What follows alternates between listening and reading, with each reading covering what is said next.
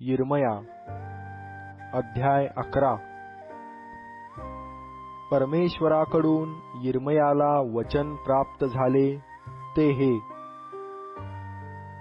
तुम्ही ह्या कराराची वचने ऐका।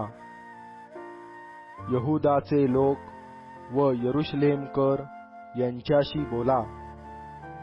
तू त्यास सांग, परमेश्वर इस्रायलाचा देव म्हणतो, या कराराची वचने जो ऐकत नाही तो शापित आहे।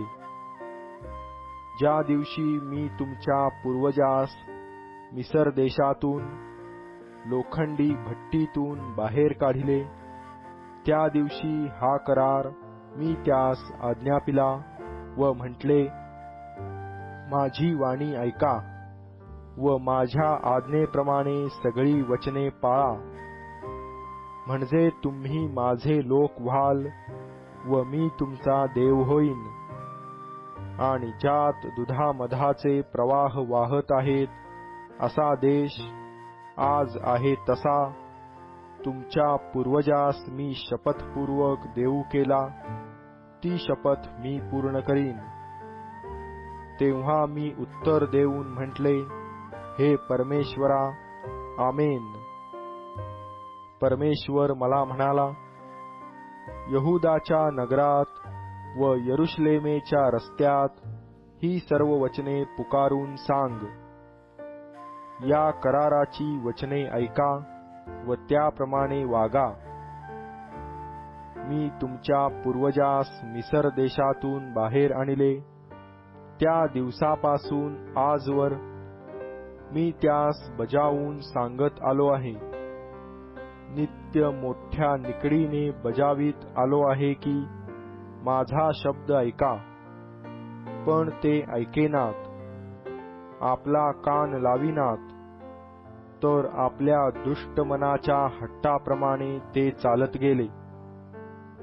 मी त्यास या कराराची वचने पाळण्यास सांगितले असून त्यांनी ती पाळली नाहीत, म्हणून त्या करारात सांगितलेले सर्व मी त्याजवर आणले। परमेश्वर मला म्हणाला, यहूदातील मनुष्य व यरुशलेमकर यांनी केलेला कट उघडकीस आला आहे। त्यांच्या वडिलांनी माझ्या वचनांकडे कान देण्याचे नाकारिले, त्याच त्यांच्या दुष्कर्माला ते फिरून अनुसरले आहेत। अन्य देवांची सेवा करण्यास ते त्यांच्या मागे लागले आहेत। इस्रायलाचे घराणे व यहूदाचे घराणे यांनी त्यांच्या पूर्वजांशी मी केलेला करार मोडिला आहे। यास्तव परमेश्वर म्हणतो, पहा, मी त्याजवर अरिष्ट आणितो, त्यातून त्यांचा निभाव लागणार नाही। ते मला आरोळी मारितील, तरी मी त्यांचे ऐकणार नाही। यहूदाची नगरे व यरुशलेमकर ज्या दैवतास धूप जाळीतात त्याकडे ते जाऊन आरोळी मारितील, पण संकटसमयी ती त्यांचे रक्षण मुळीच करणार नाहीत।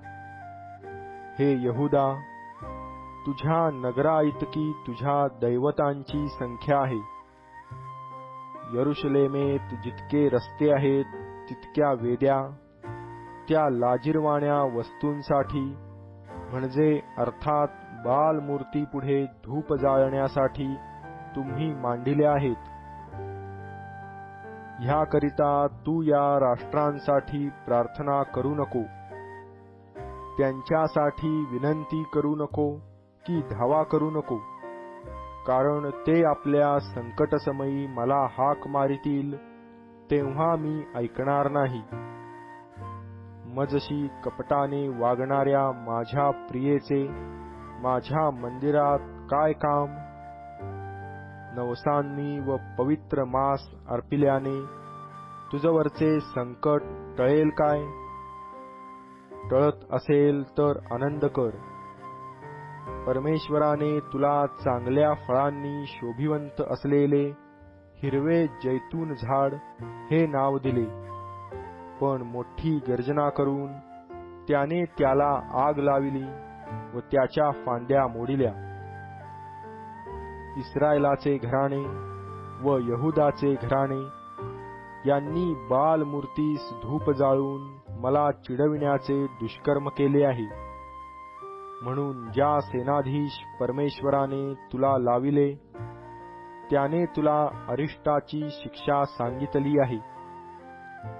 परमेश्वराने मला ते कळविले व मला ते कळले तेव्हा तू मला त्यांची कर्मे दाखविली.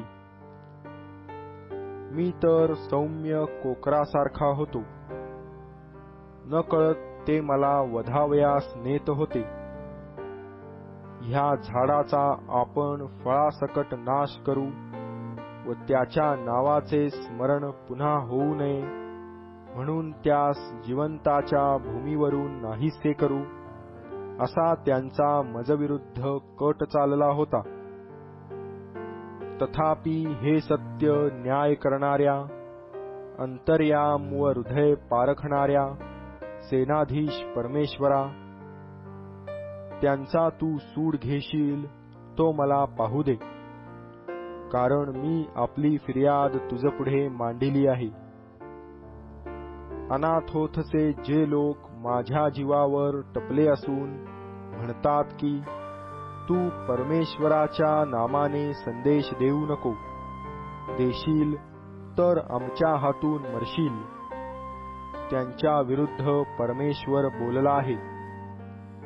सेनाधीश परमेश्वर असे म्हणतो, पहा, त्यास मी शिक्षा करीन, त्यांचे तरुण तरवारीने मरतील, त्यांचे पुत्र व कन्या दुष्काळाने फस्त होतील, त्यातला कोणी शेष उरणार नाही.